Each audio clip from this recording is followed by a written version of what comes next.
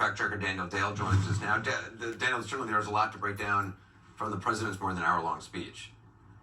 Anderson, this president is a serial liar, and he serially lied tonight. I counted preliminarily more than 20 false or misleading claims. I want to go through a whole bunch of them quickly because I think it's all important. Trump said Joe Biden is, quote, talking about taking down the border wall. Biden has specifically, explicitly rejected that idea. He just said he'll stop further additional construction. Trump claimed, as always, that he is the one who passed the Veterans' Choice Law. Barack Obama signed that into law in 2014. Trump signed a 2018 law to modify it. Trump said, I have done more for the African-American community than any president since Abraham Lincoln. That is ludicrous. Lyndon Johnson, for one, signed the Civil Rights Act and the Voting Rights Act. Trump again touted a, quote, record 9 million job gain over the past 3 months. He didn't mention, as usual, that that gain follows a record 22 million job loss over the previous 2 months. He said he'll, quote, continue to lower drug prices. They've increased during his presidency. He said they opened a Jerusalem embassy for less than $500,000. Early documents show it was at least 21 million. He claimed NATO member spending has increased for the first time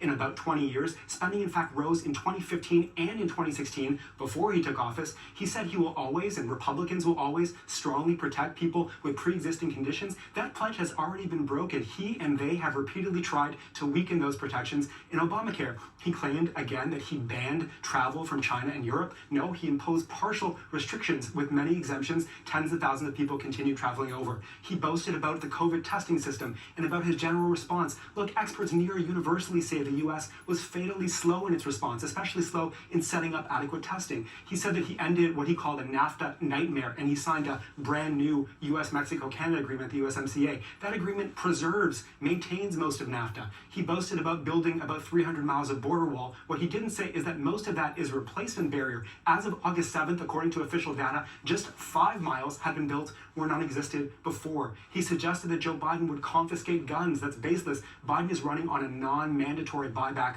of so-called assault weapons. He said Democrats want to defund the police. Biden, again, doesn't, has rejected that. He said he has, quote, very good information that China wants Biden to win because Biden is soft on China or cheerleads for China. The U.S. intelligence community says China wants Biden to win because it sees Trump as unpredictable. He said Biden vowed to close down charter schools. Biden's plan is skeptical on charters, but would not abolish them entirely. He denounced Biden for voting for the Iraq War. Biden did indeed vote for the Iraq War, but what Trump doesn't mention is that he also supported that invasion. He said Democrats twice removed the word God from the Pledge of Allegiance at their convention. 2 individual caucus meetings outside the main primetime programming did leave it out, but it was uttered in every primetime event. Trump denounced so-called cancel culture as like an insidious left-wing thing. He, Donald J. Trump, has tried to get dozens of people and entities canceled, fired, boycotted, including literally last week, Goodyear. He said he imposed an order to give 10 years in prison to rioters. That's a maximum discretionary sentence up to judges in existing laws. His order just asked the government to fully enforce.